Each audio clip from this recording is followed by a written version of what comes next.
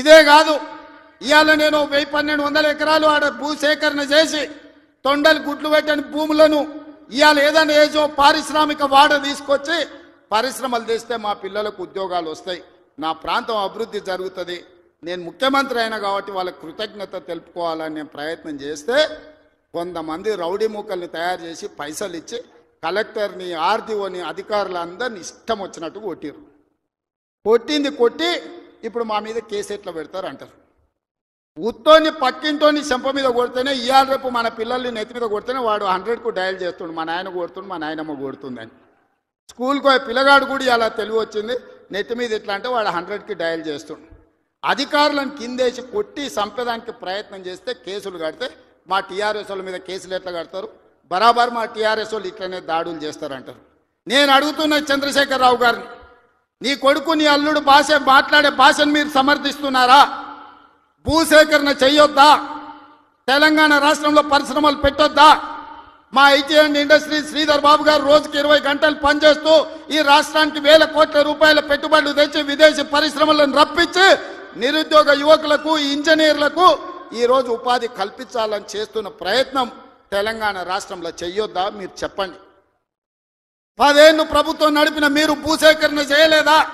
మల్లన్న సాగర్ల ప్రజల్ని ముంచలేదా? 14 గ్రామాలను మల్లన్న సాగర్ల ముంచలేదా? కొండ పోచమ్మల ముంచలేదా? రంగనాయక సాగర్ల ముంచలేదా? ఫార్మా సిటీ అని ఎయిర్పోర్ట్ కూతబెట్టి దూరంలో 14,000 ఎకరాల భూములు సేకరించలేదా? ఇవాళ ఒక కొడంగల్లో నేను భూసేకరణ 1000 ఎకరాలు చేస్తే మీ కడుపు మంట ఏంది, మీ దుఃఖం ఏంది, మీ బాధ ఏంది అని నేను అడుగుతున్నా. ఇదా న్యాయం? ఇదా ప్రభుత్వాన్ని నడిపినోడు మాట్లాడేది?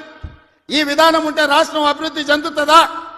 నేను అడుగుతున్న ఈ వేదిక మీద నుంచి తెలంగాణ రాష్ట్ర రైతాంగాన్ని, ఎవరో ఒకరు భూమి కోల్పోవాల్సిందే.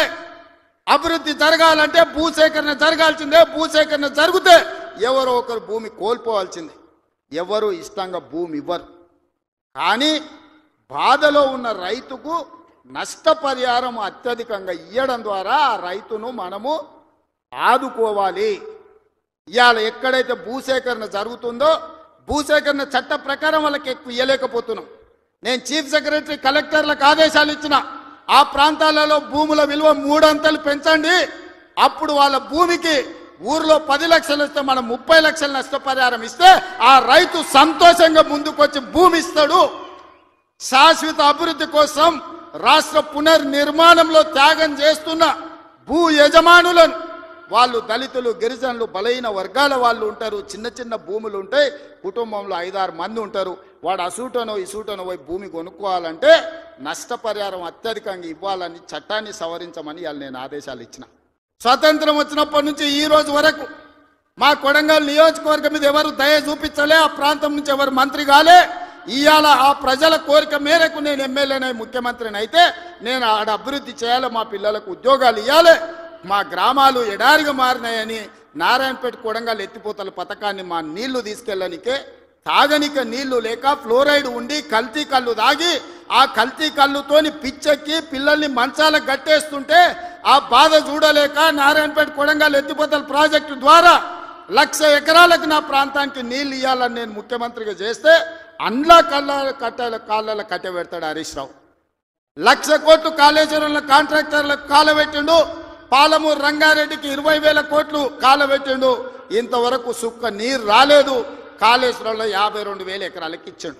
1,00,000 కోట్లు కాంట్రాక్టులకు బిల్లు ఇస్తే 52,000 ఎకరాలకు నీళ్ళు వచ్చినాయి. ఈసారి అవి కూలిపోయి అది కూడా రాలే. ఇప్పటి వరకు చంద్రశేఖరరావు గారు ఈ 10 ఏళ్లల్లో 1,83,000 కోట్ల రూపాయల ప్రజాధనాన్ని ఇరిగేషన్ ప్రాజెక్టుల మీద పెట్టిండు. నేను సూటిగా అడుగుతున్నా, ఏ ప్రాజెక్ట్ అయినా నువ్వు పూర్తి చేసినవా? ఏ ఒక్క ప్రాజెక్ట్ అయినా తెలంగాణ ప్రజలకు అంకితం చేసినవా? ఇది పూర్తయింది, ఇది ప్రజలకు అంకితమైంది, దీంట్లో నీళ్లు వస్తున్నాయని చెప్తావా అని నేను అడుగుతున్నా. ఇవాళ మల్లన్న సాగర్ అంటాడు, రంగనాయక సాగర్ అంటాడు, కొండపోచమ్మ అంటాడు.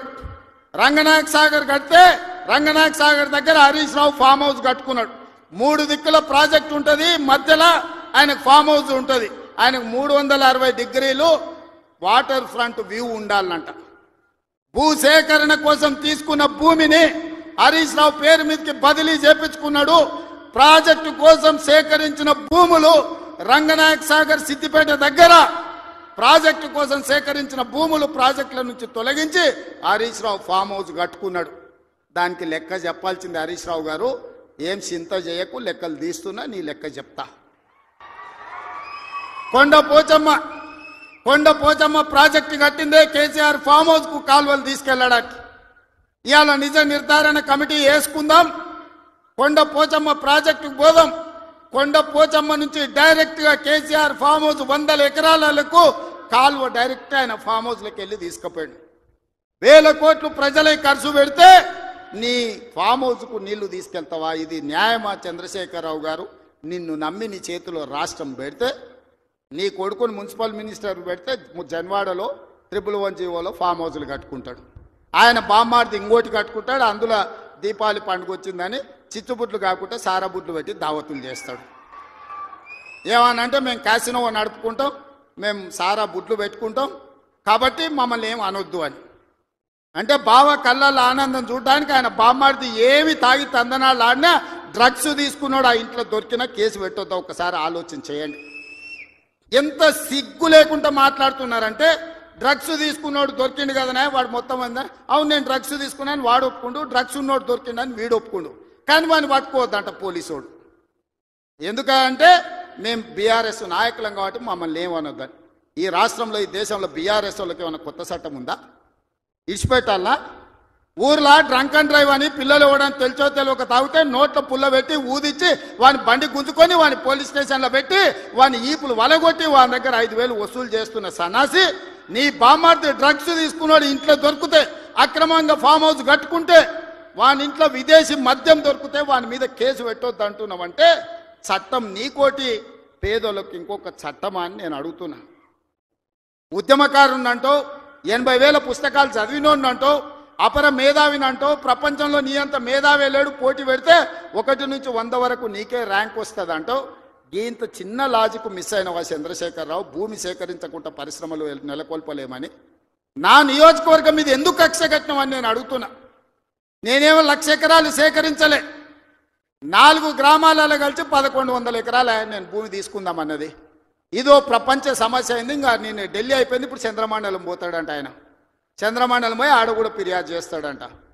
నువ్వు ఆడ తిరిగొచ్చినా కుట్ర చేసినందుకు మాత్రం ఊసలు లెక్క పెడతావు కేటీఆర్, నువ్వు అది గుర్తు పెట్టుకో. చూస్తూనే ఎంత గుర్తావో ఎగరని అని. ఉయ్యాల ఎంత ఊగినా అక్కడనే వచ్చి ఆగాలి, తెలుసు కదా. ఉర్రిగా అటు ఊగొచ్చు, ఉర్రిగా ఇటు ఊగొచ్చు. ఉయ్యాల ఆగాల్సి వచ్చినాడు మధ్యలోనే ఆగుతుంది. యాడ్ ఉరుకుతాడు, ఎంత దూరం ఉరుకుతాడు. ఉరకని అని చూస్తున్నా, ఉరుకులాట ఏందో చూద్దాం కేటీఆర్ దాని.